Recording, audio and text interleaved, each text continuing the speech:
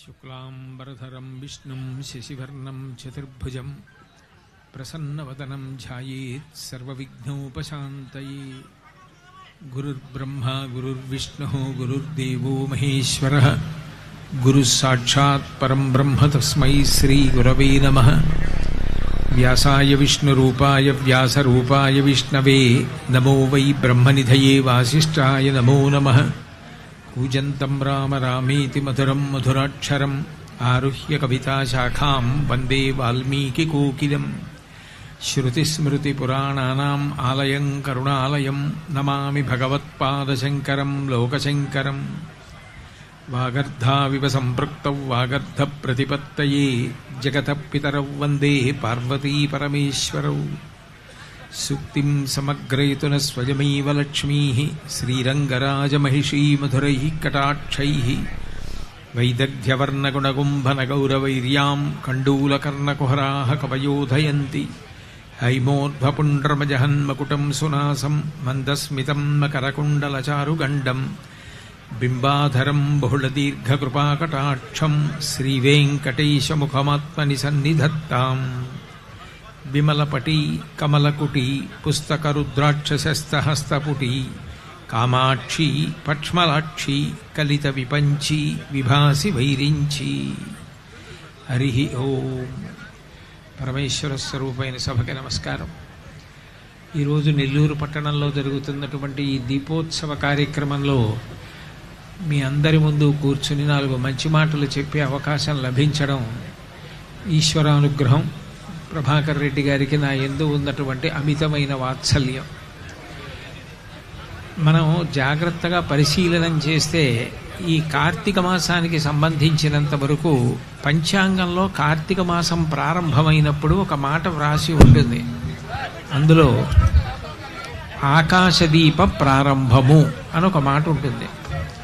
మిగిలిన ఏ మాసాలు మీరు పరిశీలించినా ఏదో మాఘ స్నానం ఇట్లాంటి మాటలు ఉంటాయి. కానీ ఒక్క కార్తీక మాసం దగ్గరికి వచ్చేటప్పటికి మాత్రం ఆకాశదీప ప్రారంభం అని ఉంటుంది. అసలు ఈ కార్తీక మాసం యొక్క గొప్పతనం ఏమిటంటే జంతువునాం నరజన్మ దుర్లభం.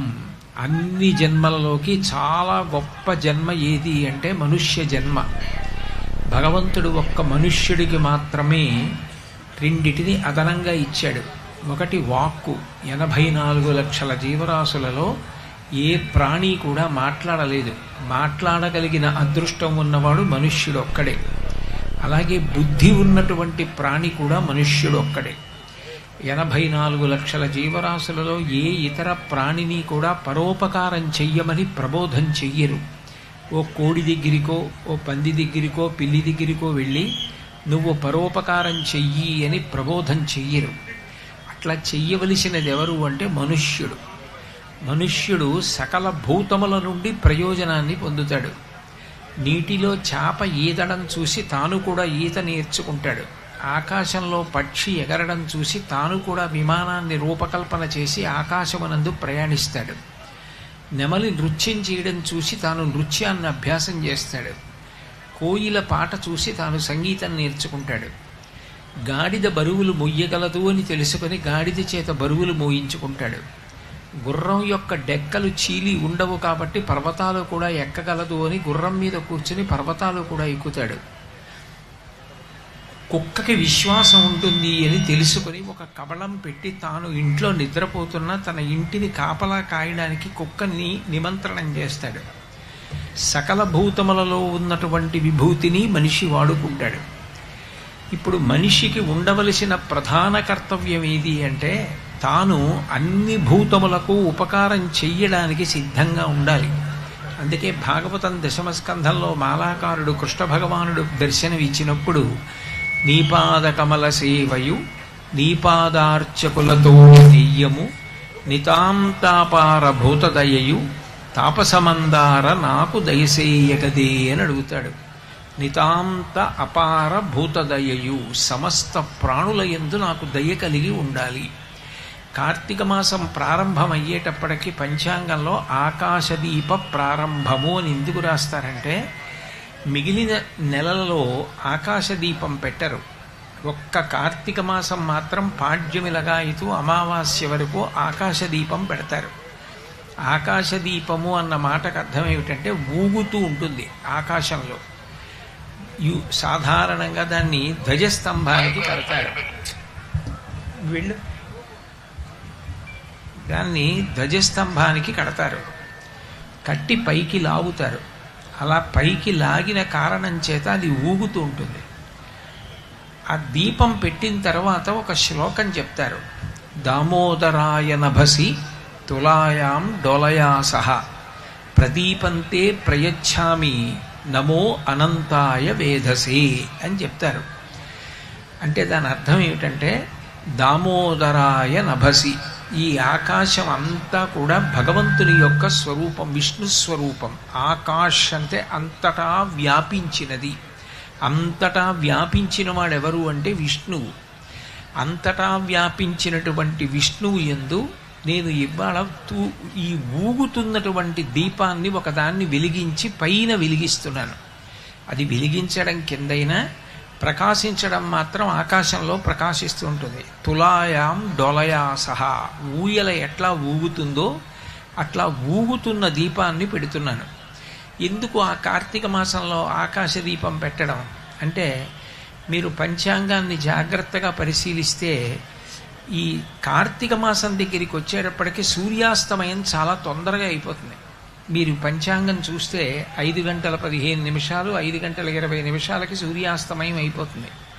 దానికి ముందంతా కూడా సూర్యాస్తమయం 6:30కి కూడా అవుతుంది. అకస్మాత్తుగా సూర్యాస్తమయం తొందరగా అయిపోతుండడంలో సాయంకాలం వేళ పక్షులు తమ ఇళ్లకి చేరడంలో, దారి తెలుసుకోవడంలో తడబాటు పడతాయి. అలా తడబాటు పడకుండా ఉండడం కోసం దక్షిణాయనం కాబట్టి సూర్యుడు భూమికి దూరంగా జరుగుతాడు కాబట్టి చీకటి పెరిగి ఉంటుంది. కాబట్టి నేను పక్షులకు సహాయం చేయడం కోసం, పక్షులు తమ గూళ్ళు తెలుసుకోవడం కోసం ఈ ఆకాశ దీపాన్ని వెలిగిస్తున్నాను. అంటే ఎక్కడ ప్రారంభమైంది అంటే, అసలు ఈ సృష్టిలో ఉన్నటువంటి నోరు లేని ఆకాశంలో ఎగురుతూ చెట్టు మీద గూడు పెట్టుకుని ఉండేటటువంటి పక్షికి సహాయం చేయడంతో ప్రారంభమైంది. పక్షికి సహాయం ఎందుకు చేయాలి అంటే, కృతజ్ఞతా లక్షణం ఉన్నటువంటి వాటిలో అగ్రస్థానం పొందినటువంటి ప్రాణి పక్షి. అందుకే సంక్రాంతి పండుగ వెళ్ళిపోయిన తర్వాత కనుమనాడు పక్షి పూజ, పశు పూజ అని రెండింటిని చేస్తారు. పశు పూజ అన్నప్పుడు ఎద్దుకి పూజ చేస్తారు. పక్షి పూజ అన్నప్పుడు పక్షికి పూజ ఎందుకు చెయ్యాలి? ధాన్యం కంకులు కట్టి తెచ్చి పక్షుల కోసం పెడతారు. పక్షికి పూజ ఎందుకు అంటే, పక్షి చెట్టు మీద పుడుతుంది. తల్లి పక్షి గూడు కట్టి ఆ గూట్లో గుడ్డు పెట్టి పొదుగుతుంది. అది చెట్టు మీద పుట్టింది, చెట్టు మీదే పెరుగుతుంది. మళ్ళీ అది ఆహారం తిని చెట్టు మీదే గూడు కట్టుకుని పెరుగుతుంది. ఈ చెట్టు నాకు ఆధారం, నాకే కాదు పక్షి జాతికంతటికీ కూడా ఈ చెట్టు ఆధారం. ఇటువంటి చెట్లు నశించిపోకూడదు, ఇంకా చెట్లు పెరగాలని కృతజ్ఞతా లక్షణంతో పక్షి తాను కాయలు పళ్ళు తిన్నప్పుడు ఆ గింజల్ని జీర్ణం చేసుకోకుండా వదిలిపెట్టేస్తుంది. ఆ కింద పడిపోయినటువంటి గింజలు వర్ష ఋతువు వచ్చినప్పుడు వాన చినుకు తగలగానే తమంత తాము మళ్ళీ అంకురాలు పొంది మళ్ళీ చెట్లు పెరుగుతాయి.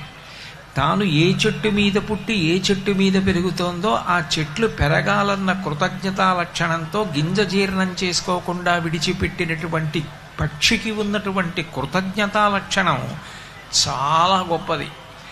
జీవితంలో తప్పకుండా ఉండవలసిన లక్షణం ఏది అంటే, కించిత్ ఉపకారం ఎవరి వలన పొందినా కూడా వారి యందు అంత కృతజ్ఞత ఉండాలి. అటువంటి కృతజ్ఞత కలిగినటువంటి ప్రాణి ఆ పక్షి. రామాయణం కిష్కింధకాండలో లక్ష్మణస్వామి ఒక మాట అంటాడు.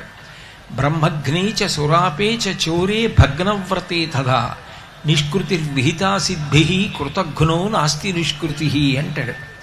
ఎంత పెద్ద పాపం చేసిన వాడికైనా నిష్కృతి ఉందేమో కానీ చేసిన ఉపకారం మరిచిపోయినటువంటి కృతఘ్నుడికి మాత్రం నిష్కృతి లేదు. కృతజ్ఞత అన్న మాటకి నిలువెత్తు నిదర్శనం పక్షి. ఆ కృతజ్ఞతా లక్షణం పక్షికి ఉంది కాబట్టి ఆ పక్షి గూటికి వెళ్ళేటప్పుడు తొందరగా సూర్యాస్తమయం అయిపోవడంలో చీకట్లో వెళ్ళలేక ఇబ్బంది పడుతుందేమో, అందుకని మేము ఆకాశ దీపాలు వెలిగించి పైన ప్రకాశించేటట్టుగా పెడుతున్నాం. మనుష్యుడిగా పుట్టాను కాబట్టి లోకానికి ఉపకారం చేయడం కార్తీక మాసంలో నేర్చుకుంటారు. అందుకని ప్రారంభం ఎక్కడా అంటే ఆకాశ దీపంతో. దామోదరాయ నభసి తులాయాం డోలయా సహ ప్రదీపంతే ప్రయచ్ఛామి నమో అనంతాయ వేధసే అని శ్లోకం చెప్తారు. శుక్లపక్షం పూర్తయిపోయి కార్తీక పౌర్ణమి వస్తుంది. కార్తీక పౌర్ణమి మరీ విస్తృతంగా దీపాలు పెడతారు. కార్తీక పౌర్ణమి నాడు దీపం పెట్టిన తర్వాత ఆ దీపం కార్తీక మాసంలో పౌర్ణమి నాడే కాదు, ఎప్పుడైనా దీపాన్ని పెట్టినప్పుడు 2 మాటలలో ఏదో ఒకటి చెప్పాలి. త్రయంబకమావాహయామి, దామోదరమావాహయామి. ఈ 2 మాటల్లో ఏదో ఒకటి అనాలి. దీపంలోకి నేను దామోదరుణ్ణి ఆవాహన చేస్తున్నాను, త్రయంబకుణ్ణి ఆవాహన చేస్తున్నానని చెప్పి పౌర్ణమి నాడు 2 కారణాలకి గుత్తి దీపాలు వెలిగిస్తారు. మిగిలిన తిథులలో ప్రమిదలో దీపం వెలిగించిన ఒక్క పౌర్ణమి నాడు మాత్రం గుత్తి దీపం వెలిగిస్తారు. కారణం ఏమిటంటే దీపం లేకుండా ఇల్లు ఉండడానికి వీల్లేదు. గృహప్రవేశం చేసిన లగాయతూ ఇంట్లో ఎప్పుడూ దీపం వెలగాలి. అందుకే మీరు చూడండి, ఆ ఇంట్లో దీపం పెట్టేవాళ్ళు లేరండి అంటారు. దీపం లేకుండా ఇల్లు ఉండడము అంటే అది అమంగళప్రదం, ఉగ్రభూతములు ప్రవేశించడానికి కారణమవుతుంది. అట్లా దీపం వెలగకుండా నా ఇల్లు ఎప్పుడైనా ఉండిపోయిందేమో. పూర్వం ఎప్పుడైనా ఇల్లు విడిచిపెట్టి తీర్థయాత్రకి వెళ్ళవలసి వస్తే ఎవరికో ఒకళ్ళకి బంధువులకి తాళం చెవి ఇచ్చి మేము లేనప్పుడు పూజామందిరంలో దీపం పెట్టి నైవేద్యం పెట్టండి అని చెప్తుండేవారు. గృహదేవతలు ఇంట్లో ఉంటారు, వాళ్ళకి రోజు దీపం వెలగాలి. నేను లేనప్పుడు అట్లా దీపం వెలగని రోజు ఏదైనా ఉందేమో ఇంట్లో, తద్దోష నివారణార్థం కార్తీక పౌర్ణమి నాడు గుత్తి దీపాలు వెలిగించి 365 రోజులు దీపం వెలిగించినటువంటి ఫలితాన్ని పొందడానికి కార్తీక పౌర్ణమి తిథిని శాస్త్రం నిర్దేశించింది. అంతేకాదు, మనిషిగా పుట్టినందుకు సమస్త ప్రాణులకు ఉపకారం చెయ్యగలిగిన రోజేది అంటే కార్తీక పౌర్ణమి. కార్తీక పౌర్ణమి నాడు దీపం పెట్టినప్పుడు ఒక ప్రత్యేకమైన శ్లోకం చెప్తారు. కీటాః పతంగాః మశకాశ్చ వృక్షాః జలే స్థలే ఏ నివసంతి జీవాః దృష్ట్వా ప్రదీపం నచ జన్మభాగినః అంటారు. ఏ పాపం చేసిన కారణం చేతనో ఆ నీటి మీద చిన్న చిన్న పురుగులు, కోట్ల కొలది పురుగులున్నాయి. భూమి మీద ఎన్నో పురుగులున్నాయి. మనకి పువ్వులిచ్చి, మారేడు దళాలిచ్చి, తులసీ దళాలు ఇచ్చినటువంటి చెట్లు తాము వచ్చి భగవంతుణ్ణి అర్చన చెయ్యలేవు. అవి కదలలేక అట్లా ఉండిపోయాయి. జలే స్థలే ఏ నివసంతి జీవాహ, నీటిలో కదలలేక ఉండిపోయినటువంటి పురుగులు. కీటాః పతంగాః మశకాశ్చ వృక్షాః, కీటకములు కానీ లేకపోతే దీపాన్ని చూసి ఆ దీపం దగ్గరికి వెళ్ళి రెక్కలు ఊడిపోయేటటువంటి పురుగులు కానీ, లేదా కదలలేని చెట్లు కానీ, నేను వెలిగించినటువంటి ఈ దీపపు కాంతి పడిన కారణం చేత వాటి మీద ఈ దీపం పడుతోంది కాబట్టి, ఈ దీపం కాంతి పడుతోంది కాబట్టి వాటికి ఇక్కడితో ఇక ఈ పాపం పోయి అవి వచ్చే జన్మలో చక్కటి సంస్కారవంతుడైనటువంటి మనుష్య జన్మని పొందాలి. మనుష్య జన్మలో ధర్మాచరణం చెయ్యగలడు, 10 మందికి ఉపకారం చెయ్యగలడు. అట్లా ఉపకారం చెయ్యగలిగిన శక్తి ఉండాలి, ఉపకారం చెయ్యాలన్న బుద్ధి ఉండాలి, ఉపకారం చెయ్యడంలో సంతోషం ఉండాలి. ఈ 3 నాకు కలగాలి. నేను పొగడాలి అని ఈ మాటలు చెప్పట్లేదు. ప్రభాకర రెడ్డి గారికి ఐశ్వర్యం ఉండొచ్చు, కానీ సమాజ సేవ చెయ్యాలని శాసనమేం లేదు కదా. అయినా ఆయన ఒక సంస్థని ఏర్పాటు చేసి మనుష్యులకు అత్యంత ప్రధానమైనటువంటి విద్య, వైద్యము, అన్నము, ఈ 3టిని ఏర్పాటు చేసి సర్వేంద్రియాణం నయనం ప్రధానం కాబట్టి కన్ను లేకపోతే ఎంత బాధపడతారు అన్నది అర్థం చేసుకొని పల్లెటూళ్ళకి వాహనం వెళ్ళి ఆ చత్వార వ్యాధితో అంటే దృష్టిలోపంతో బాధపడుతున్న వాళ్ళని అక్కడే వైద్యులు పరిశీలించి సులోచనములు అంటే కళ్ళద్దాలిచ్చి వాళ్ళు సంతోషించేటట్టుగా చేసి ఇన్ని వేల మంది కళ్ళద్దాలు పెట్టుకుని సంతోషించి చూడగలుగుతున్నారని తాను సంతోషించగలిగినటువంటి హృదయం ఉండడం ఎంత గొప్ప విషయం. అట్లా పరోపకారం చెయ్యడం చాలా గొప్ప. ఇది చెయ్యడం నేర్పేటటువంటి మాసం కార్తీక మాసం.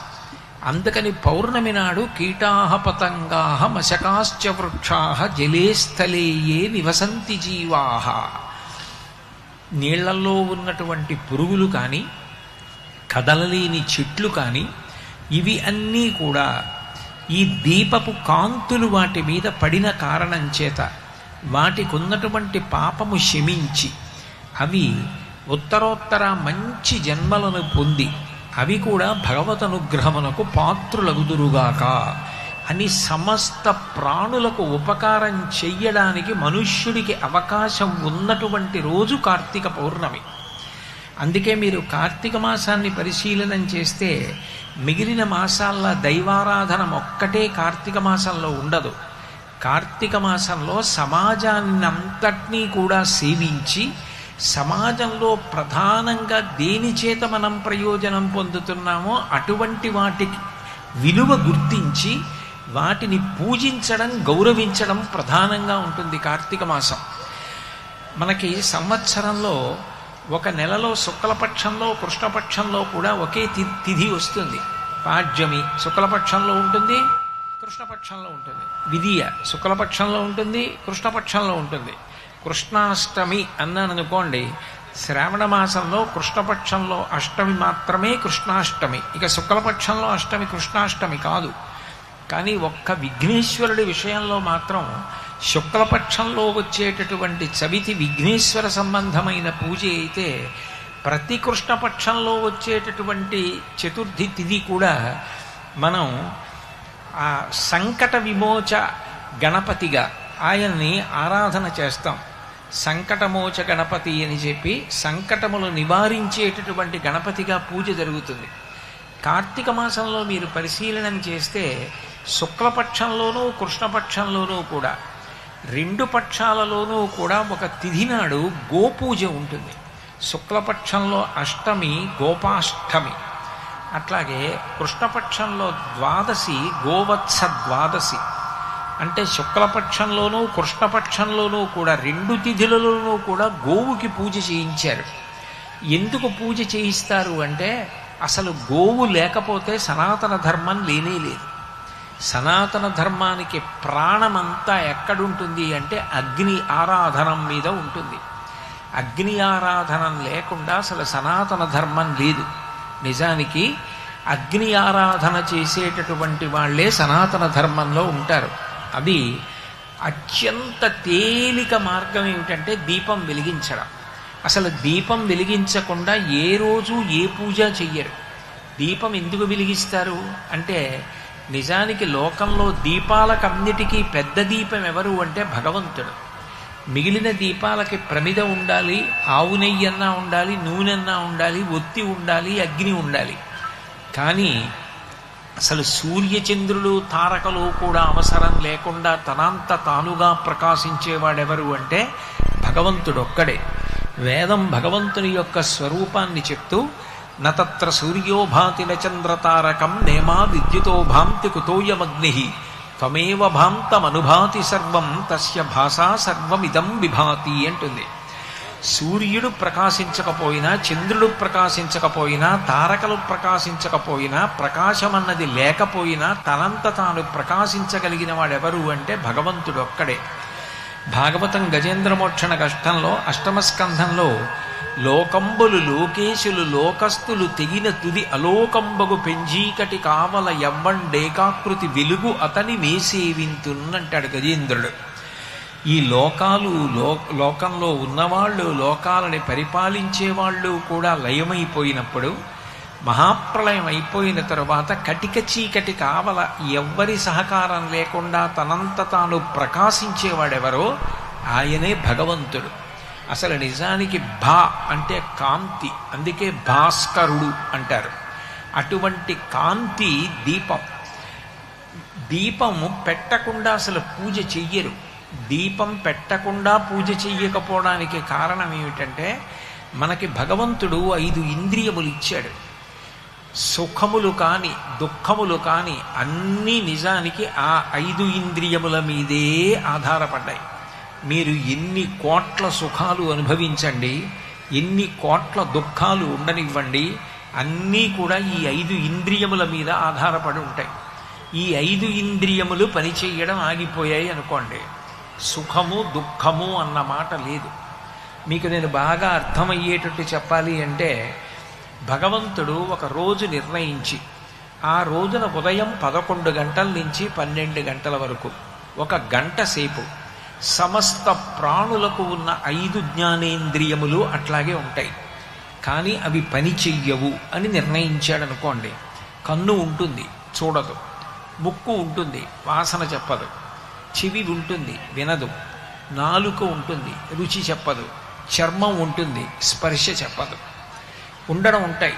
1 గంట సేపు ఇవి పని చెయ్యవు అని భగవంతుడు అన్నాడు అనుకోండి. మీకు కంటి ముందు ఎదురుగుండా వచ్చి వెంకటేశ్వర స్వామి వారు నిలబడినా తెలియదు, బ్రహ్మరాక్షసుడు వచ్చి నిలబడినా తెలియదు, సుఖదుఖములు లేవు. చెవి దగ్గరికి వచ్చి వీణ వాయించినా మీకు తెలియదు, పెద్ద పిడుగు శబ్దం వచ్చినా మీకు తెలియదు, సుఖదుఖములు లేవు. ముక్కు దగ్గర మల్లె పువ్వు చెండు పెట్టినా తెలియదు, కుక్క కళేబరం మించి దుర్వాసన వచ్చినా తెలియదు, కత్తి పెట్టి చర్మాన్ని కోసేసినా తెలియదు, చందనం పూసినా తెలియదు. ఎందుకనంటే చర్మానికి స్పర్శశక్తి లేదు. నాలుక మీద నిప్పు కణిక పెట్టినా తెలియదు, తిరుపతి లడ్డూ పెట్టినా తెలియదు. ఈ 5 ఇంద్రియములు పనిచేస్తున్నంతసేపే సుఖము కానీ దుఃఖము కానీ ఉంటుంది. ఈ 5 ఇంద్రియములు పనిచేయకపోతే సుఖదుఖములన్న మాట లేనే లేవు. ఈ 5 ఇంద్రియములు పనిచేసేటట్టు చేసేది ఒక పెద్ద దీపం ఒకటి లోపల వెలుగుతూ ఉంటుంది. ఆ దీపం యొక్క కాంతి పడి ఇవన్నీ పనిచేస్తుంటాయి. శంకరాచార్యులు వారు దక్షిణామూర్తి స్తోత్రం చేస్తూ అందులో అంటారు, నానాఛిద్రఘటోదర స్థిత మహాదీప ప్రభాభాస్వరం జ్ఞానం యస్యతు చక్షురాదికరణ ద్వారా బహిస్పందతే జానామీతి తమేవ భంతమనుభాత్యేతత్ సమస్తం జగత్ తస్మై శ్రీగురుమూర్తయే నమయిదం శ్రీదక్షిణామూర్తయే అంటారు. ఒక కుండకి 5 కన్నాలు పెట్టి ఓ దీపం పెట్టి ఆ కుండని బోర్లించాననుకోండి, 5 కన్నాల్లోంచి వెలుతురు బయటికి వస్తుంది. లోపల ఒక జ్యోతి వెలుగుతోంది, అది పెద్ద దీపం.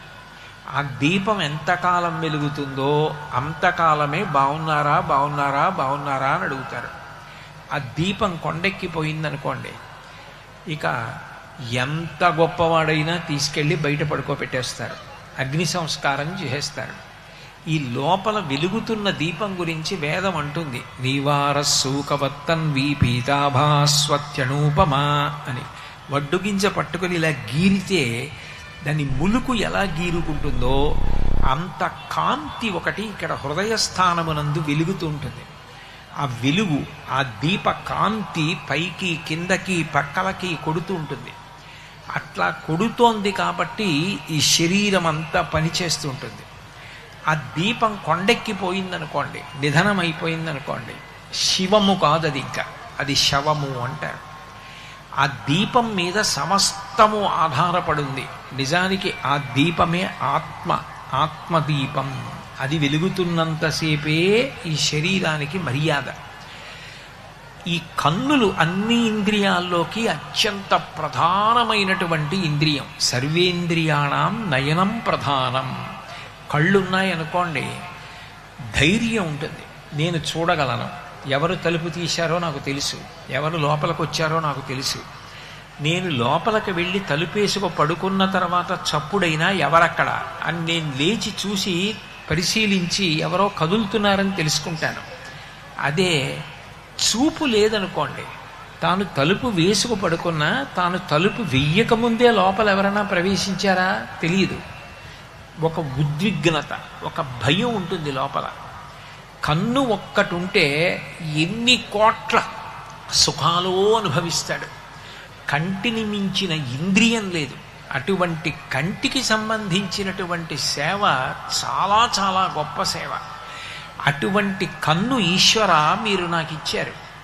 ఇది పగటిపూట అంతా చూసి చూసి చూసి చూసి బడలిపోయింది. ఇందులో ఎంతో మలినం పడిపోయింది. రాత్రివేళ నేను నిద్రాకాలిక సుఖం, అదేం కష్టం కాదు. నిద్ర హాయిగా ఉందంటాం, నిద్ర సుఖం.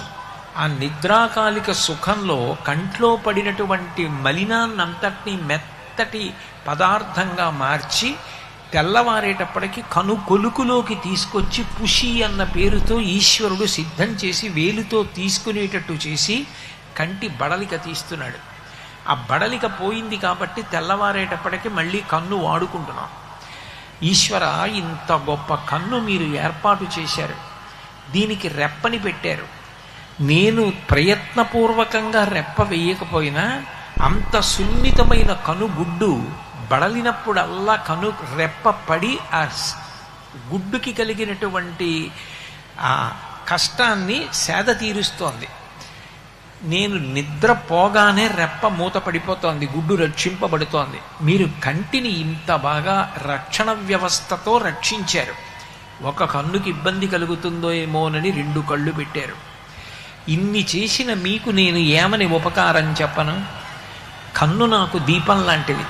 నేను మీ దగ్గర దీపం పెట్టి మీరు నాకు కళ్ళిచ్చినందుకు నేను కృతజ్ఞత చెప్తున్నాను. అందుకు దీపం పెడతారు పూజలో మొదట దీపంతో ప్రారంభం. ఎందుకు అంటే ఈ కళ్ళు ఇంద్రియాలలో ప్రధానం కాబట్టి మొట్టమొదట దీపం పెట్టి ఈశ్వరుడికి కృతజ్ఞత చెప్పడానికే పూజ అని పేరు. అందుకే నేను పక్షి పూజ, ఆకాశ దీపం అని మొదలుపెట్టా. అట్లాగే ఈశ్వరుడు మనకి ముక్కు వాసన చూడ్డానికి అవకాశం కల్పించాడు. ఎన్ని వాసనలో చూసి ఆనందపడుతున్నాం. ఈశ్వర, మీరు నాకు ముక్కిచ్చినందుకు కృతజ్ఞత, ధూపం వేస్తున్నాను. ఈశ్వర, మీరు నాకు చర్మం ఇచ్చారు. నా కొడుకు ముట్టుకుంటే ఒక సంతోషం, నా కోడలు ముట్టుకుంటే ఒక సంతోషం, నా కూతురు ముట్టుకుంటే ఒక సంతోషం, నా మనవడు ముట్టుకుంటే ఒక సంతోషం, మనవరాలు ముట్టుకుంటే ఒక సంతోషం. మా గురువుగారు వచ్చి నా భుజం మీద చెయ్యేసి, ఎరా కోటేశ్వరరావు బాగున్నావా అంటే గొప్ప సంతోషం. మా నాన్నగారు నా వీపు మీద చెయ్యేస్తే గొప్ప సంతోషం. ఒక్కొక్క స్పర్శలో ఒక్కొక్క సంతోషం. మీరు నాకు చర్మానికి స్పర్శనిచ్చారు, ఇంత ఉపకారం చేశారు. దీనికి కృతజ్ఞతగా నేను మీకు చందనాన్ని అనులేపనం చేస్తున్నాను. పూజ 5 కూడా పంచసంఖ్యోపచారిణి అంటారు లలితా సహస్రంలో. ఈ 5 ఇచ్చినందుకు 5 ఉపచారములు కనీసం చెయ్యాలి పూజలో ప్రతిరోజు. అందుకని ఈశ్వరుడికి దీపం పెడుతున్నాం, ధూపం వేస్తున్నాం, చందనం అలదుతున్నాం. మనకి చెవులు ఇచ్చాడు. భద్రం కర్ణీభి శృణుయామ దేవాహ అంటుంది వేదం. ఎన్నో పుస్తకాలు చదివి తెలుసుకోవలసిన జ్ఞానం కేవలం పెద్దల దగ్గర వినడం చేత తెలుస్తోంది. ఎన్నో మంచి మంచి మాటలు వింటుంటాం. తండ్రి మాట్లాడితే, తల్లి మాట్లాడితే, భార్య మాట్లాడితే, బిడ్డలు మాట్లాడితే ఎంతో సంతోషంగా ఉంటుంది. అటువంటి మాటలు, సంగీతం, పక్షుల కలకూజితాలు ఇవన్నీ వినడానికి మీరు మాకు చెవులిచ్చారు. కాబట్టి ఈశ్వర, మీకు మేము పువ్వులతో పూజ చేస్తున్నాం. పువ్వుకి శబ్దం లేదు కదండి అంటారేమో. పువ్వులో ఉన్న తేనె కొరకు మాత్రమే భ్రమరములు ఝంకారం చేస్తూ పువ్వు దగ్గరికి వస్తాయి. కాబట్టి పువ్వులకు శబ్దములు ఉన్నట్టే లెక్క. ఇప్పుడు ఈ దండని తెచ్చుకోలేదు, కానీ ఈ దండ నా మెళ్ళో వేశారు, ఇప్పుడు ఇది నా దండ అయిపోయింది. అట్లాగే పువ్వుల కొరకు భ్రమరములు ఝంకారం చేశారు కాబట్టి ఝంకారములన్నీ పువ్వులకే చెందుతాయి. పువ్వులకు శబ్దములున్నాయి. మాకు శబ్దములు వినడానికి చెవులు ఇచ్చారు ఈశ్వర. అందుకని మీకు నేను పువ్వులతో పూజ చేస్తున్నాను. ఎన్ని పదార్థాలు తిన్నానో పుట్టినప్పటి నుంచి, ఎన్ని తీపులు తిన్నానో, ఎన్ని కారాలు తిన్నానో, ఎన్ని ఉప్పటి పదార్థాలు తిన్నానో, ఎన్ని వగరువి తిన్నానో, ఎన్ని రుచులు చూశానో, ఎన్ని కాయలు, ఎన్ని పళ్ళు, ఎన్ని భోజనాలు, ఎన్ని పలహారాలు, ఇన్ని రుచులు చూసి ఎంత సంతోషించే అవకాశం ఇచ్చారో. కృతజ్ఞతగా మీకు నైవేద్యం పెడుతున్నాను. ఈ 5 ఇంద్రియములను ఇచ్చి సుఖములు ఇచ్చినందుకు మీకు 5 రకములైన ఉపచారములు చెయ్యడానికే పూజ అని పేరు. పూజ అంటే కృతజ్ఞత చెప్పుట. కృతజ్ఞత కలిగిన వాడెవరో వాడు కూడా పూజింపబడతాడు. చిన్న ఉపకారం చేస్తే గుర్తుపెట్టుకుని ఎంత సంతోషపడిపోతాడండి ఆయన, కొండంత సంతోషం అని ఆయనని అందరూ పూజిస్తారు. గోరంత దీపం కొండంత వెలుగు. సంతృప్తి కలిగిన మనిషి లోకమంతటా ప్రశంసింపబడతాడు. ఈ 5 ఉపచారములకు 5 కృతజ్ఞతా స్వరూపాలుగా పూజ జరుగుతోంది. అందులో దీపం పెట్టడం అనేటటువంటిది కళ్ళిచ్చినందుకు ఈశ్వరుడికి చెప్పేటటువంటి గొప్ప కృతజ్ఞత. చూడండి, దీపానికి ఉన్న గొప్ప లక్షణం ఏమిటంటే దీపం కాలిపోతూ ఉంటుంది. అగ్ని చేత ఒత్తి ఒక పక్క నుంచి దహించుకుపోతూ ఉంటుంది, ఒక పక్క నూనె ఆవిరైపోతూ ఉంటుంది, ఒక పక్క ప్రమిద వేడెక్కిపోతూ ఉంటుంది. ఆఖరణ నిధనం అయిపోయేటప్పుడు బాగా పెద్దగా వెలిగి నిధనం అయిపోతుంది. నిజానికి దీపం తాను కరిగిపోతూ తాను కాలిపోతూ లోకానికి వెలుగులిచ్చినట్టే, ఈశ్వర మీరు నాకు మనుష్య జన్మనిచ్చారు, నేను నలుగుడు పడిన, నేను కష్టపడిన, లోకానికి ఉపకారం చెయ్యగలిగినటువంటి శక్తిని, లక్షణాన్ని, ఉత్సాహాన్ని నాకు ఇవ్వండి.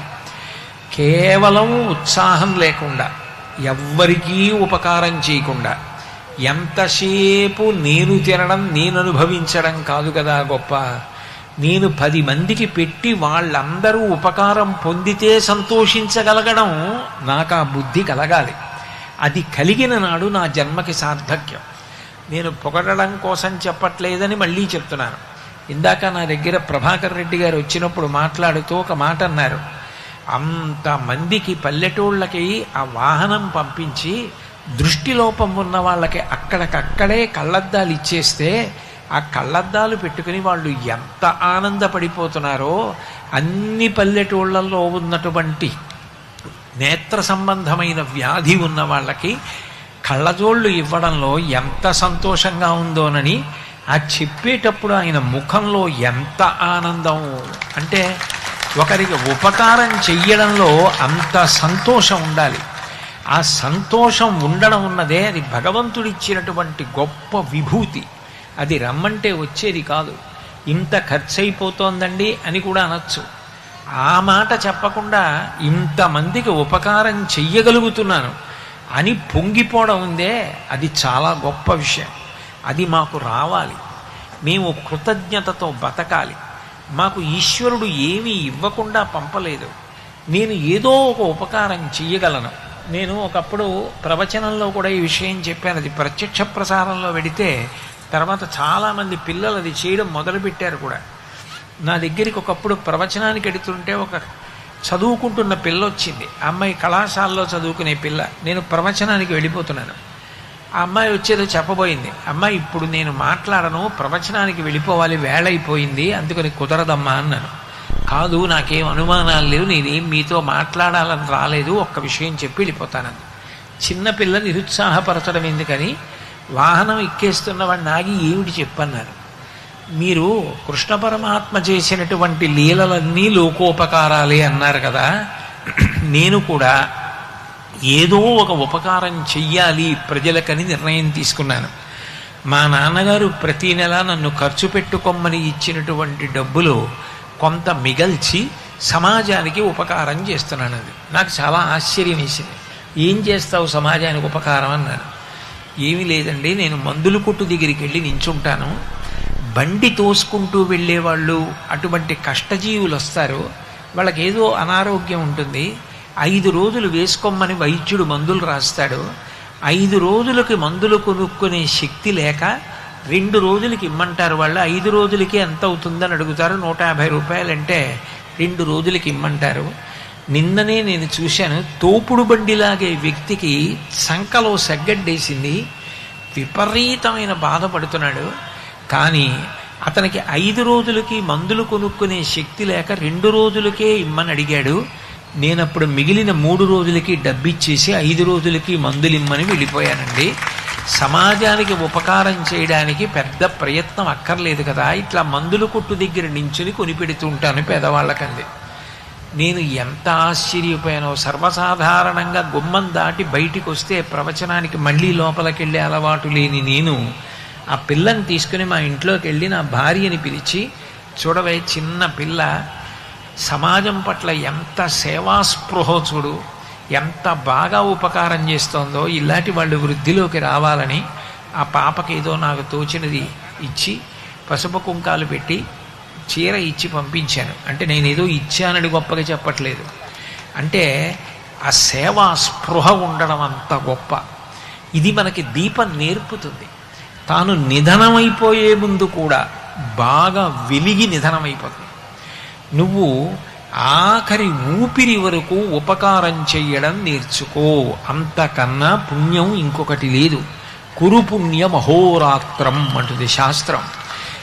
ఉపకారం చేయడానికి ఇది రాత్ర, ఇది పగల అని ఆలోచించకు. ఆయుర్దాయం ఈశ్వరుడిచ్చాడు, చేసే అవకాశం ఇచ్చాడు, అవకాశం విడిచిపెట్టకు. నీకు ఈశ్వరుడు ఏదిచ్చాడో అది సమాజ ప్రయోజనం గురించి వీక్షించు.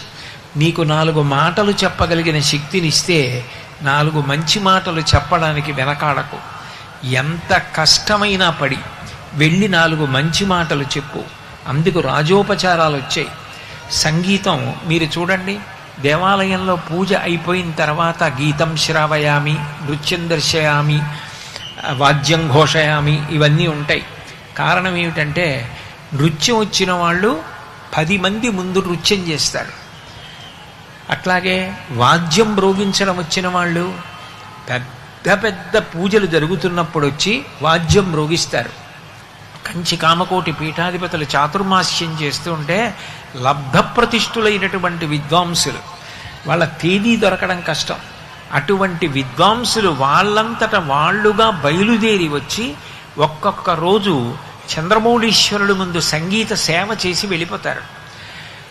వాళ్ళంతట వాళ్ళు బయలుదేరి వస్తారు, వచ్చి సంగీత సేవ చేసి వెళ్ళిపోతారు. అంటే ఈశ్వర, మీరు మాకు ఇంత గొప్ప అనుగ్రహం ఇచ్చారు, మీరు ఇంత అనుగ్రహం ఇచ్చారు కాబట్టి మీ ముందే ఈ సేవ చేస్తాను. ఇచ్చిన వాడెవరు? భగవంతుడే. నేను ఒక 3 రోజుల క్రితమే టేకుపల్లి అగ్రహారం వెళ్ళా. నిజానికి చాలా కష్టపడి వెళ్ళాను. ఆ ఊరు చిన్న పుంతదారిలా ఉంటుంది. ఎందుకు వెళ్ళాను అంటే, నేను అక్కడ ఉన్న శివలింగం గురించి ఒక పుస్తకంలో చదివా. సూరయ్య గారని కడుపేద వ్యక్తి, ఆయన శివుణ్ణి, శివలింగం అంటే అది ఏదో చిన్న ప్రతిమ అని కాకుండా అది శివుడే అన్న నమ్మకంతో ఆ శివలింగాన్ని కటిక పేదరికంలో ఆరాధన చేస్తూ కొడుకుని రోజు శివాలయంలోకి పిలిచి, ఒరే ఎప్పటికైనా నువ్వు గంధర్వగానం చెయ్యాలరా, నీ పాట విని ఆబాలగోపాలం మురిసిపోవాలరా, తన కష్టం మరిచిపోవాలరా, నీకు అటువంటి సంగీతం రావాలరా అనేవారు. అది గట్టిగా అప్పటికే 15 ఇళ్ళు ఉన్నటువంటి అగ్రహారం. అంత చిన్న అగ్రహారం కృష్ణా తీరంలో. అటువంటి చోట పిల్లవాడు తండ్రి మాటలు విని రోజు శివుడికి నమస్కారం పెట్టుకున్నాడు. ఆ తర్వాత ఆ పిల్లవాడు కొన్ని వేల పాటలు పాడాడు. యావత్ ప్రపంచం, ఆయన శరీరం వెళ్ళిపోయినా ఇప్పటికీ ఆయన పాట వినపడుతుంది. ఆయనే ఘంటసాల వెంకటేశ్వరరావు గారు. అంటే పరమేశ్వరుడు ఏది ఇవ్వలేడు, ఆయనని సేవించిన నాడు ఆయన ఏదైనా ఇవ్వగలడు. ఎవరికి ఏది ఉన్నా అది ఈశ్వరార్పణ బుద్ధితో అది నాకు భగవంతుడిచ్చాడు. యద్యద్విభూతిమత్సత్వం శ్రీమదుర్జితమేవవా తత్తదేవావగచ్చస్త్వం మమ తేజోంశ సంభవం అంటాడు గీతాచార్యుడు. ఎవరి దగ్గర ఏ గొప్ప విషయం ఉన్నా అది నేనిచ్చిన అనుగ్రహమే అంటాడు. నిజానికి పునర్జన్మనిచ్చేటప్పుట పుర్రె చేతిలో పట్టుకుని ఐశ్వర్యం ఎంత ఇవ్వాలి అని బ్రహ్మగారు రాసేటప్పుడు తల్లి లక్ష్మీదేవి కదా మరి, శ్రీ మహావిష్ణువు యొక్క నాభికమలంలోంచి పుట్టారు కాబట్టి లక్ష్మీదేవి తల్లి. ఆవిడక్కడ పెద్ద ఆసనం మీద కూర్చునుంటే ఆ పుర్రె పట్టుకుని పేరు చదువుతాట. అమ్మా, ఈ పుర్రె గత జన్మలో ఫలానా వారిది, ఈ జన్మలో మళ్ళీ దీన్ని పంపిస్తున్నాను, పుడుతోంది, దీనికి ఎంత ఐశ్వర్యం ఇమ్మంటావు అని అడుగుతాట. గత జన్మలో ఏం చేశాడు అని అడుగుతుందట అమ్మవారు. కబుర్లు చెప్పిన వాడికి కాదు అమ్మవారు ఇచ్చేది, ఇలా పెట్టినవాడెవరున్నాడో వాణ్ణి చూస్తుందట అమ్మవారు. ఆవిడ పేరు చెప్పగానే ఆవిడ సర్వజ్ఞ, ఆవిడికి తెలియదు వాడా ఎంత చేశాడ్రా అని ఒక్కసారి కనుబొమ ఇలా పైకెత్తుతుందిట. నేను వాడికి ఇచ్చాను, వాడు సమాజానికి అంత పెట్టాడు. ఎంతమంది అన్నం తిన్నారో, ఎంతమంది చదువుకున్నారో, ఎంతమందిని వృద్ధిలోకి తీసుకొచ్చాడో, అంతమంది వృద్ధిలోకి వస్తే తాను ఆనందపడిపోయాడు రా. వాడికి మళ్ళీ రెట్టింపి అంటుందట.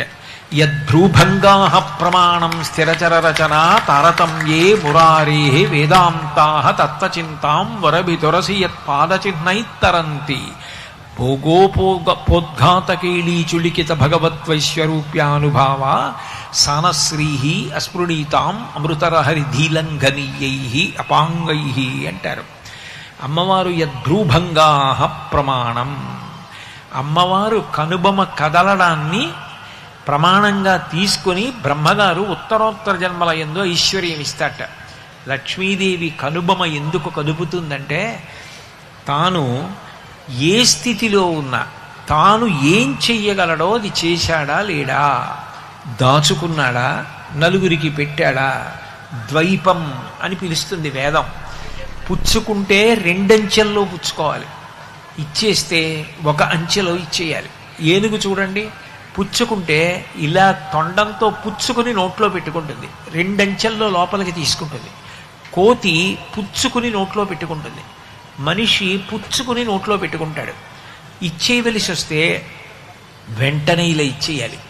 ఎందుకంటే పెట్టినదేదో అది నీ వెంట వస్తుంది. ఇక్కడి నుంచి అమెరికా వెడితే ఇక్కడ ఉన్నటువంటి రూపాయలు నీ వెంట తీసుకెడితే మజ్జిగ తాగడానికి కూడా పనికిరావు, డాలర్లుగా మార్చుకుంటేనే అక్కడ పనికొస్తాయి. ఇక్కడ నీకు ఈశ్వరుడు బలం ఇచ్చిన, ఐశ్వర్యం ఇచ్చిన, అధికారం ఇచ్చిన, విద్య ఇచ్చిన, సంస్కృతి ఇచ్చిన, కళలిచ్చిన దాన్ని నువ్వు సమాజ సేవ కొరకు ఉపయోగించిన నాడు పుణ్యంగా మారి నీ వెంట వస్తుంది. అది ఉత్తరోత్తర జన్మల యందు నీకు అనుగ్రహాన్ని కల్పిస్తుంది. దాన్ని ఉపయోగించుకోవడం చేత కానివాడు నిజానికి నేను నా కొరకు ఉంచుకున్నాను అనుకుంటాడు, కానీ తన కొరకు ఉంచుకున్నవాడు కాదు. ఎందుకంటే ఇక్కడ తాను ఏది ఉంచుకున్నానని అనుకున్నాడో అది తన వెంట రాదు. తల్లి గర్భము నుండి ధనము తేడెవ్వడు వెళ్ళిపోయడినాడు వెంట రాదు. లక్షాధికారైన లవణమన్నమే కాని మెరుగు బంగారంబు మింగబోడు. పొందుగా మెరుగైన భూమి లోపల పెట్టి దాన ధర్మము లేక దాచి దాచి తుదకు దొంగలకిత్తురో దొరలకవునో. తేనె జుంటీ గలీయవా తెరువరులకు భూషణ వికాస శ్రీధర్మపుర నివాస దుష్ట సంహార నరసింహ దురిత దూరా అంటాడు నరసింహ శతక కర్త. వచ్చినప్పుడు తెచ్చింది లేదు, వెళ్ళిపోయేటప్పుడు పట్టుకెళ్ళిపోయేది లేదు. మధ్యలో ఉన్నప్పుడు తాను ఎంతమందికి ఏం పెట్టాడన్నదే ప్రధానమైనది. ఇది దీపాన్ని చూసి నేర్చుకో. దీపం వెలిగించడం అన్న మాటకు అర్థం ఏమిటంటే, అంత చీకటిలో తాను కాలిపోతూ వెలుగునిస్తోంది దీపం. నువ్వు కూడా ఒరిపిడి పడిన కష్టమైన 10 మంది కొరకు బ్రతకడం చేత కాకపోతే, నేనీ మంచి పని చేశానన్న సంతోషం లేకపోతే జీవితానికి అర్థం లేదు. అట్లా బ్రతుకు సుమాని నేర్పేటటువంటిది కార్తీక మాసంలో దీపం. అందుకే పక్షి పూజ దగ్గర కృతజ్ఞతతో ఆకాశ దీపంతో మొదలుపెట్టి ప్రతిరోజు దీపాలు వెలిగిస్తారు. ఒక్క దీపం కార్తీక మాసంలో వెలిగిస్తే అది గొప్ప సమాజ సేవ. ఎందుకు సమాజ సేవ అవుతుంది అని మీరు అంటారేమో. ఈ దేశంలో కార్తీక మాసంలో దీపాలు ఎందుకు పెడతారు అన్న విషయాన్ని పరిశీలించడానికి గ్రీస్ దేశం నుంచి ఒకప్పుడు ఒక శాస్త్రవేత్త ఇక్కడికి వచ్చి ఇది చూసి లైట్ థెరపీ అని గ్రీస్ దేశంలో ఆయన అభివృద్ధి చేశాడు. దీపాలు పెడితే నువ్వుల నూనె దీపాలు పెట్టినప్పుడు, ఆవు నేతి దీపాలు పెట్టినప్పుడు అందులోంచి పొగొస్తుంది. ఆ వెలుతురికి అనేక పురుగులు ఆకర్షింపబడి మరణిస్తాయి. దేవీ భాగవతంలో వ్యాసుల వారు చెప్తారు, ద్వావృతు యమదంస్ట్రాఖ్యే నూనం సర్వజనేషు వై అని. శరత్కాలంలో యమధర్మరాజు గారి యొక్క ఒక కోర పైకొస్తుంది, వసంత ఋతువులో మళ్ళీ ఇంకో కోర పైకొస్తుంది. ఈ 2 ఋతువులు వచ్చినప్పుడు విశేషమైన ప్రమాదాలు జరుగుతాయి, ప్రకృతి విపత్తులు జరుగుతాయి, ఆస్తి నష్టం, ప్రాణ నష్టం ఎంతో విపరీతంగా జరుగుతుంది. అది ఆశ్వీజ కార్తీక మాసాల్లోనూ, అట్లాగే చైత్ర వైశాఖ మాసాలు, ఈ 2 మాసాల్లోనూ 2 మాసాలు ఒక్కొక్క ఋతువు, వసంత ఋతువు, శరదృతువు. ఈ ఋతువులలో ఒక్కొక్క కోర బయటకు వస్తుంది. ఈ కోర బయటికి వచ్చినప్పుడు జన నష్టం జరుగుతుంది, విపరీతమైనటువంటి ఆస్తి నష్టం జరుగుతుంది. ప్రత్యేకించి పురుగులు చాలా విశేషంగా ఉండి పొలాలు కోతలు కోసేసినప్పుడు అవి ఊళ్ళ మీదకి వచ్చి కరిచినప్పుడు అంటువ్యాధులు ప్రబలుతాయి. అట్లా జరగకుండా అందరూ బాగుండాలని దీపాలు పెడతారు. ఇలా బయలు ప్రదేశాల్లో కూడా దీపోత్సవాలు ఎందుకు చేస్తారంటే ఆ పురుగులన్నీ వెళ్ళి దీపాల మీద పడి మరణిస్తే అంటువ్యాధులు తగ్గిపోతాయి, జనులు మరణించకుండా కాపాడపడతారు. పైగా దీపం పరబ్రహ్మస్వరూపం. దీపాన్ని వెలిగించి త్రయంబకమావాహయామి అతే దామోదరమావాహయామి అని నమస్కారం చేస్తే అది పరబ్రహ్మస్వరూపమై వెలుగుతుంది. అన్ని దివ్యల రూపాలలో పరమేశ్వరుడు సహస్రమూర్తులుగా అనంతమూర్తులుగా వెలిగితే అది ఆ ఊరికి లోకానికి రక్షణ చేస్తుంది. అందుకోసం దీపోత్సవం చేస్తారు. ఏ మూర్తి దగ్గర లేదనుకోండి దీపానికి పూజ చేసేస్తారు. మీకు దీపం పెట్టే అవకాశం ఉందనుకోండి దీపం ఒక్కటి వెలిగించి దానికి షోడశోపచార పూజ చేసేస్తారు. ఇప్పటికే మీరు కేరళ రాష్ట్రానికి వెడితే విళక్కు పూజ అంటారు, దీపానికే పూజ. దీపం కూడా దగ్గర లేదు, నా దగ్గర అసలు పూజా సంభారం ఏం లేదు, అప్పుడు నేను ఎట్లా పూజ చెయ్యాలి అని అడిగితే శాస్త్రం అంది సూర్యబింబం వంక చూస్తూ పూజ చేసి నువ్వు పూజ చేసేసినట్టే. కాంతి ఎక్కడ ఉంటుందో అక్కడ పూజ. దీపం అంత మంగళప్రదం. అందుకే మనకి దీపం ఎంత గొప్పది అంటే ఒక వ్యక్తి శరీరంలోంచి మంగళప్రదమైన ఆత్మజ్యోతి వెళ్ళిపోయిన తర్వాత కూడా ఆ శరీరాన్ని దహనం చేసేసే వరకు తల దగ్గర దీపం ఉంచుతారు. దీపం అంత మంగళప్రదం. దీపాన్ని మించినది లేదు. దీపం ఆరిపోయింది అన్న మాట ఎవరనరు, దీపం కొండెక్కిపోయింది అంటారు. నీ కథ కంచికి వెళ్ళాలి, దీపం కొండెక్కిపోయింది. ఇటువంటి మంగళప్రదమైన మాటలు మాట్లాడడమే ఈ జాతి యొక్క సొత్తు. ఈ కార్తీక మాసం వచ్చింది అనేటప్పటికీ అందరూ కూడా దామోదరుణ్ణి పూజ చేస్తారు లేదా పరమశివుణ్ణి పూజ చేస్తారు. దామోదరుడు పరమశివుడు ఇద్దరు రెండు కాదు. శివరూపాయ విష్ణురూపాయ విష్ణురూపాయ శివ. శివుడే విష్ణువు, విష్ణువే శివుడు. రెండు కింద ఉండవు, ఉన్నది ఒక్కటే పదార్థం అనేక మూర్తులుగా వెలుగుతూ ఉంటుంది. అసలు నిజానికి కార్తీక మాసంలో శివకేశవులు ఇద్దరి మధ్య భేదం లేకుండా ఎందుకు పూజ చేస్తారంటే అంతటి భగవంతుడు కూడా లోకోపకారం కోసం ఎన్ని కష్టాలు పడ్డాడో ఆలోచించు. నిజానికి రావణాసురుడు వరం కోడాడు, నేను నరుడి చేతిలో మరణించను అని అడగలేదు. ఆయన బ్రహ్మగారి దగ్గర అన్న మాట ఏమిటంటే తృణభూతాహితామన్యే ప్రాణినో మనుషాదయ అన్నాడు. నాకు మనుష్యుడి చేతిలో మరణం అక్కర్లేదని అడగను.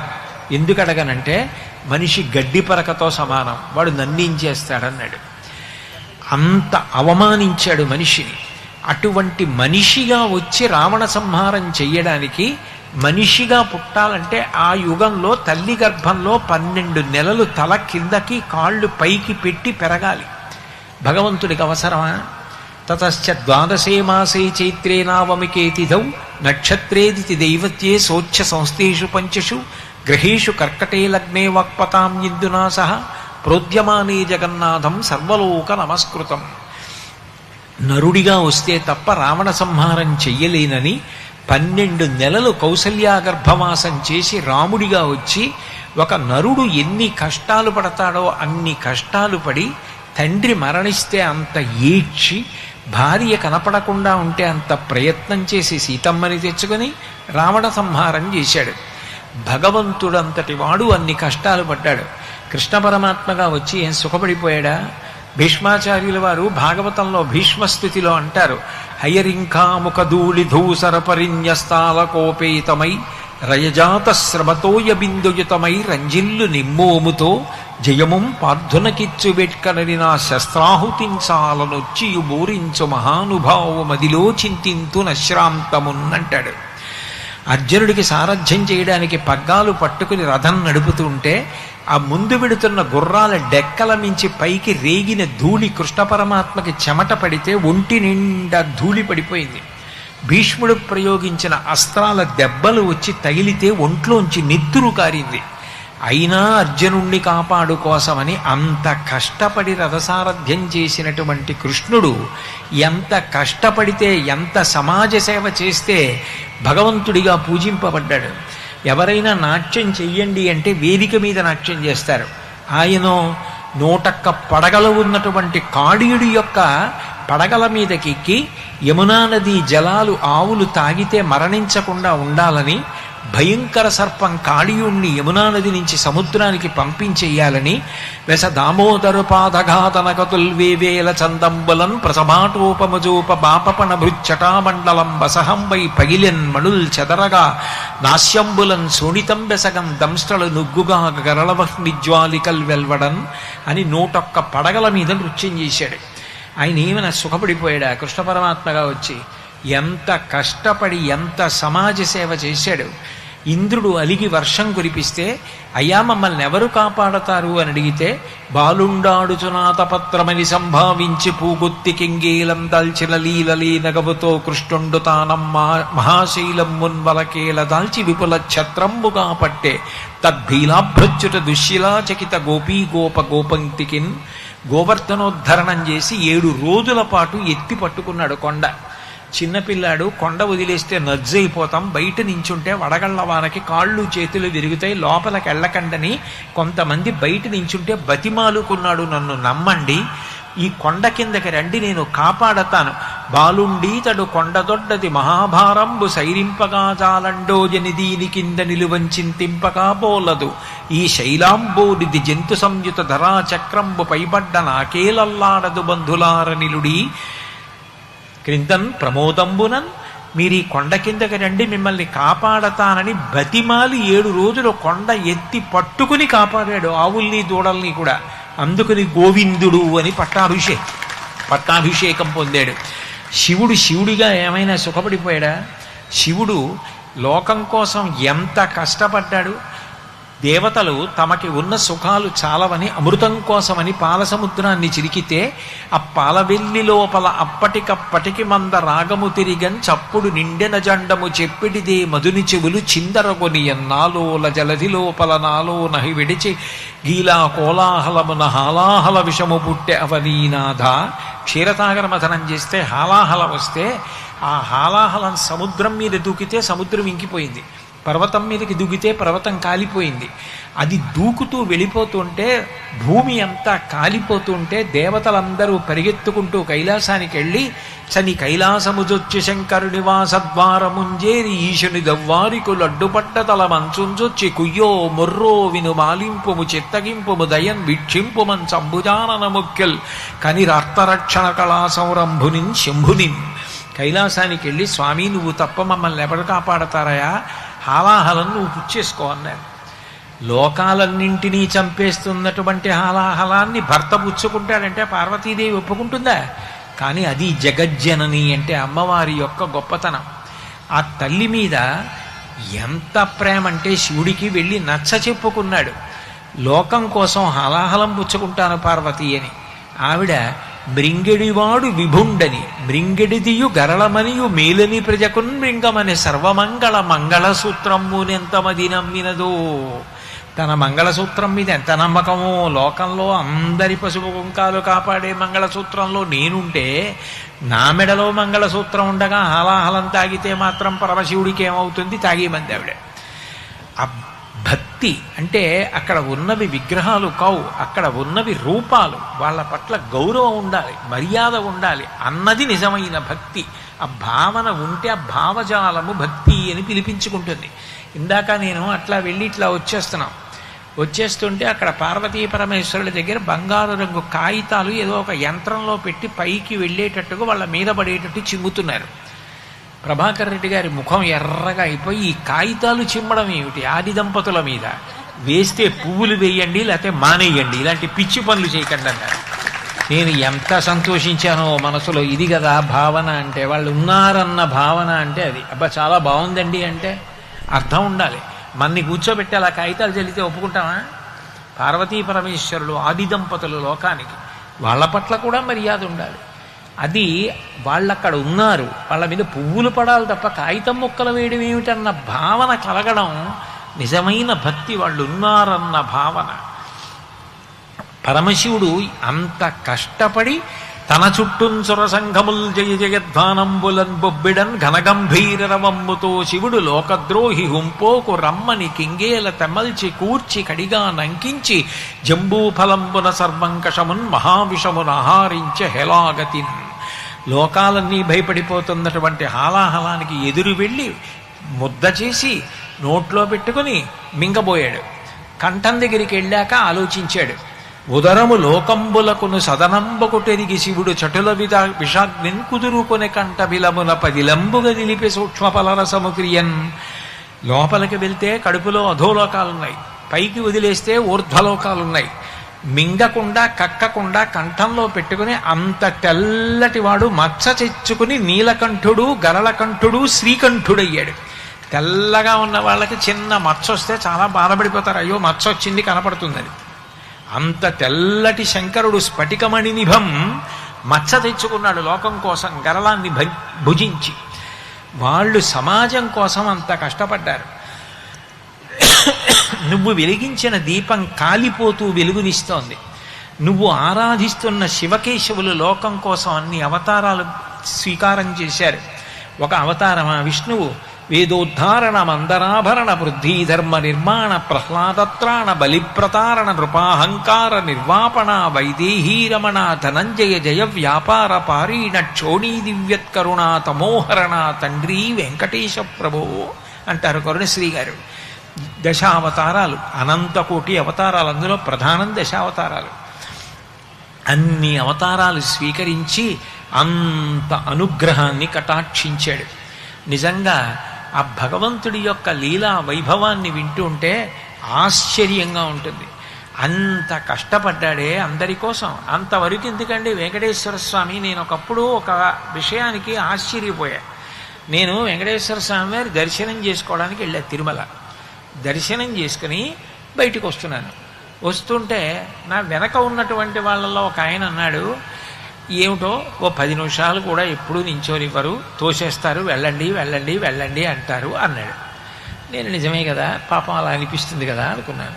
ఇంకొక ఆయన కళ్ళు ఎత్తుకుంటున్నాడు.